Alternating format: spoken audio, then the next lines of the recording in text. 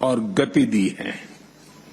ASEAN centrality को प्रमुखता देते हुए 2019 में हमने Indo Pacific ocean initiative launch किया था।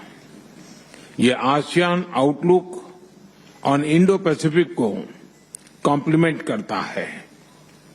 पिछले वर्ष क्षेत्रीय सुरक्षा और स्थिरता के लिए मैरीटाइम एक्सरसाइज की शुरुआत की गई है। पिछले 10 वर्षों में आसियान क्षेत्र के साथ हमारा व्यापार लगभग 2 गुना होकर $130 बिलियन से अधिक हो गया है। आज 7 आसियान देशों के साथ भारत ने डायरेक्ट फ्लाइट कनेक्टिविटी है और शीघ्र ही ब्रुनेई के साथ भी सीधी उड़ानें शुरू होगी। तिमोर लेस्ते में हमने नया दूतावास खोला है। आसियान क्षेत्र में सिंगापुर पहला देश था जिसके साथ हमने फिनटेक कनेक्टिविटी स्थापित की और अब ये सफलता अन्य देशों में भी दोहराई जा रही है। पीपल सेंट्रिक अप्रोच हमारी डेवलपमेंट पार्टनरशिप का आधार है। 300 से अधिक आसियान छात्रों को नालंदा यूनिवर्सिटी में स्कॉलरशिप का लाभ मिला है। नेटवर्क ऑफ यूनिवर्सिटीज लॉन्च किया गया है। लाओ, कंबोडिया, वियतनाम, म्यांमार, इंडोनेशिया में साझी विरासत और धरोहर के संरक्षण के लिए काम किया गया है।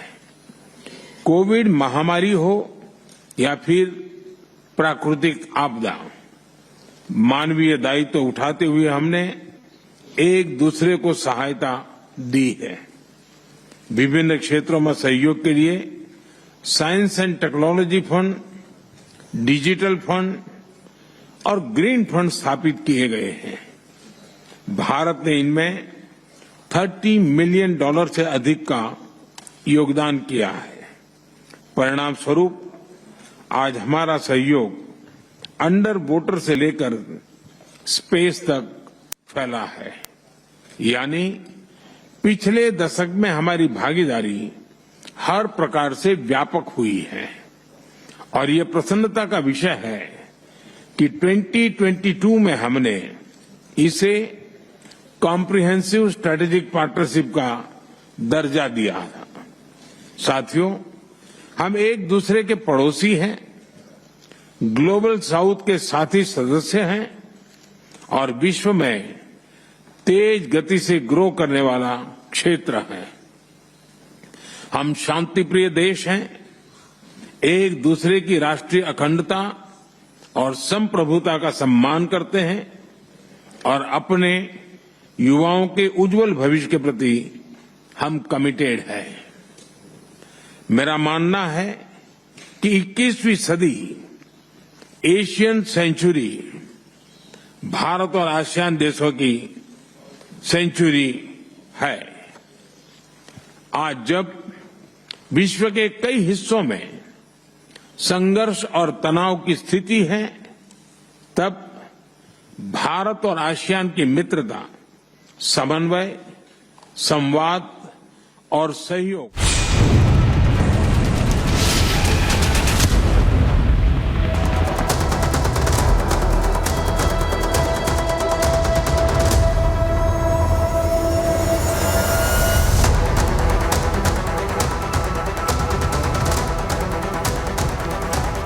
नमस्कार, मैं हूं सुमित चौधरी और आप देख रहे हैं युद्ध की खबरों का नंबर 1 शो संग्राम। और संग्राम मिडिल ईस्ट में जिस तरीके से चढ़ा है, उसके बाद क्या इजराइल की प्लानिंग पूरी तरीके से हो चुकी है? क्या वक्त तय कर लिया गया है? हमला कितना बड़ा होगा? क्या इसकी तैयारी हो चुकी है? और क्या अमेरिका से भी ग्रीन सिग्नल मिल चुका है? क्योंकि मुलाकातों का, बातचीत का दौर चल रहा है और दूसरी तरफ घबराया हुआ इस वक्त ईरान नजर आ रहा है। आखिर क्या बड़ा होने वाला है अब ईरान पर हमले के तौर पर? क्या इजराइल अटैक करने जा रहा है? बताऊंगा संग्राम में। शुरुआत कर रहे हैं संग्राम की।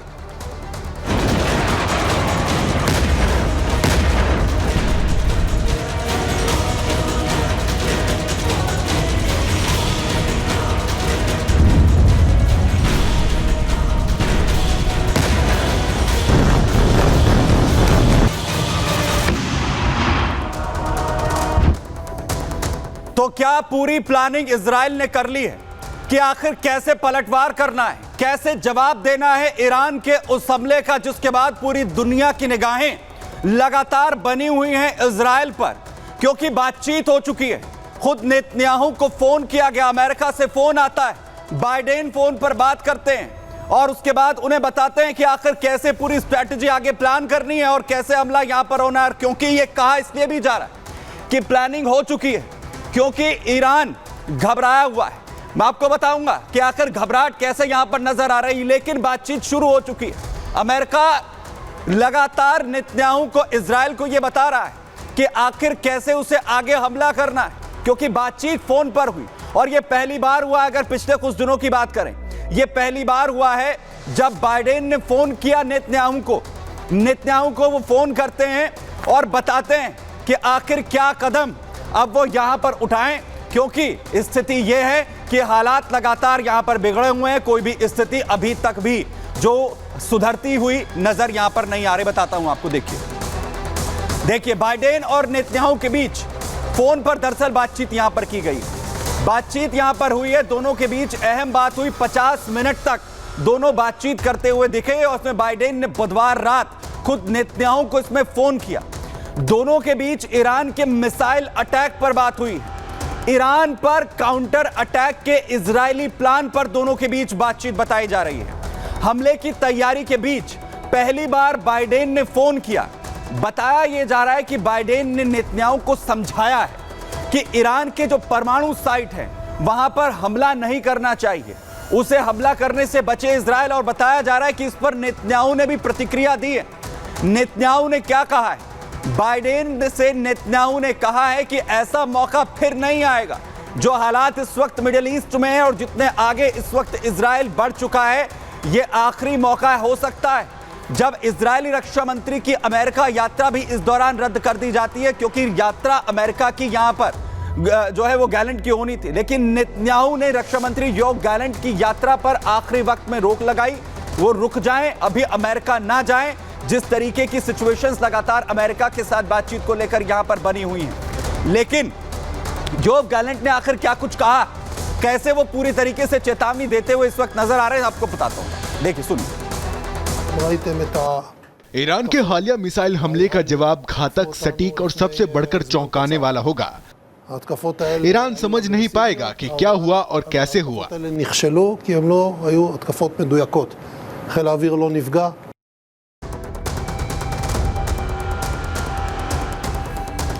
तो वहीं एक तरफ जो है वो गैलेंट साफ तौर पर कह रहे हैं कि हमला कितना भीषण होगा इसका अंदाजा कभी ईरान को नहीं होगा, और वहीं जहां एक तरफ इस हमले को लेकर पूरी दुनिया की निगाहें इस पर बनी हुई है, क्या किस तरीके से पलटवार वहां पर होगा, लेकिन क्या ईरान पर अब हमले का जो काउंटडाउन है उसकी शुरुआत हो चुकी है। बाइडेन और नेतन्याहू की बात होती है और उसके तुरंत बाद ही गैलेंट की तरफ से बड़ा बयान दे दिया जाता है। इजराइल के रक्षा मंत्री योआव गैलेंट जो ईरान को धमकी देते हुए नजर आते हैं, फोन कॉल के तुरंत बाद दरअसल योआव गैलेंट ने दो टूक चेतावनी यहां पर जो है ईरान को दी।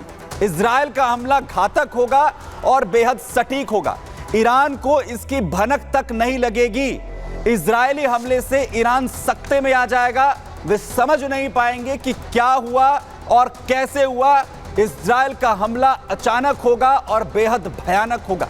ईरान का हमला आक्रामक था लेकिन सटीकता नहीं थी, लेकिन जो इजराइल पर हमला करेगा उसे गंभीर परिणाम यहां पर भुगतने होंगे, यह गैलेंट की तरफ से कहा गया। लेकिन सब इंतजार अब यह कर रहे हैं कि जब इजराइल की तरफ से चेतावनी दी जा रही है तो यह हमला आखिर कितना भयानक होने वाला है। देखिए,